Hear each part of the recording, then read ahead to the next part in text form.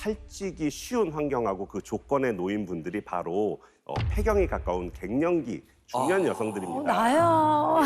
이 갱년기, 폐경 쪽에 가까우게 되면 여성 호르몬 중에 이제 에스트로겐이라는 호르몬이 있는데 얘들이 갑자기 급격하게 감소하고 노화가 진행되니까 기초 대사량이라는 게 현저하게 떨어지게 되거든요. 이야. 게다가 이 에스트로겐이 실제 우리 몸에서는 지방을 분해하는 데 큰 도움을 주는 호르몬이기도 하기 때문에 이 호르몬이 갑자기 줄어들게 되면 전신의 지방 분포가 좀 원치 않는 방향으로 가게 되는 거죠. 쌓이지 않아야 되는 곳들에 계속 이제 지방이 쌓일 수밖에 없는 건데 그중에 가장 많이 쌓이는 부분이 바로 배가 되어 있습니다. 그래서 중년 여성분들이 겪는 복부 비만은 폐경 전 여성에 비해서 5배나 위험도가 높아진다고 알려져 있습니다. 지금 선생님이 지금 나열하신 게 다 남의 얘기가 아니라 다 제 얘기예요, 제 얘기. 그러면 지금 우리 집 누나처럼 이렇게 복부 비만이 자꾸 늘어나면 내장 비만이 되는 거예요? 저기요. 누가 할 소리 누가 하는 거예요, 지금. 누나, 갱년기라서 자꾸 나한테 화내는 거야? 정말. 나 복부 비만 있는 거 어떻게 알았어?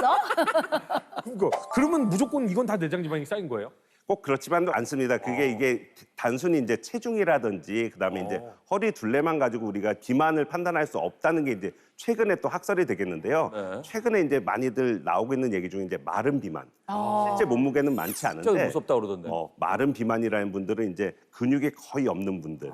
예, 지방이 많지는 않지만 근육 자체가 너무 없는 분들을 우리가 마른 비만이라고 얘기하고 그다음에 또 저체중인 분도 있습니다. 너무 날씬하다고 좋아하는 분들인데 이런 분들은 근육의 양과 기능이 떨어져 있는 상태이기 때문에 혈당 조절도 어렵고 또 혈압 변동에도 안 좋은 영향들을 끼치기 때문에 또 그뿐만 아니라 이제 복부에 지방이 집중이 되면은 염증 물질들이 많이 몸에서 생성이 돼서 이것들이 혈관을 계속 자극을 주게 됩니다. 그래서 혈관이 두꺼워진다든지 좁아지는 일들이 생기는 것까지 이어지기 때문에 겉으로 이렇게 뚱뚱해 보이지 않는다고 해서 이게 복부 비만이 아니다, 비만이 아니다, 안심할 수 있다라고 말씀드릴 수는 없습니다.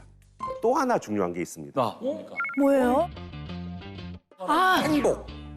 정답. 저 다이어트 할 때 네. 이거 많이 했어요. 뭐예요? 잠을 많이 잤어요. 빙고. 예. 맞죠? 진짜? 잠자면 살찌는 거 아니에요? 제가 누굽니까? 제가 다이어트 신 아닙니까?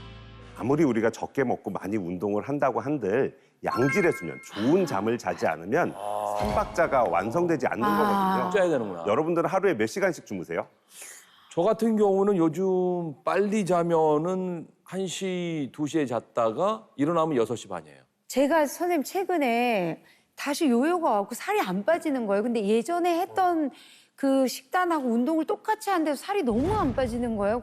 왜 안 빠질까 했어. 근데 오늘 알았어. 잠을 안 자? 잠자는 시간이 제가 확 줄었어요, 최근에. 예, 그런 것도 스케줄이 많아지면서 그거였네. 저도 생각해보면 몇 시간이 지나면 깨버려요.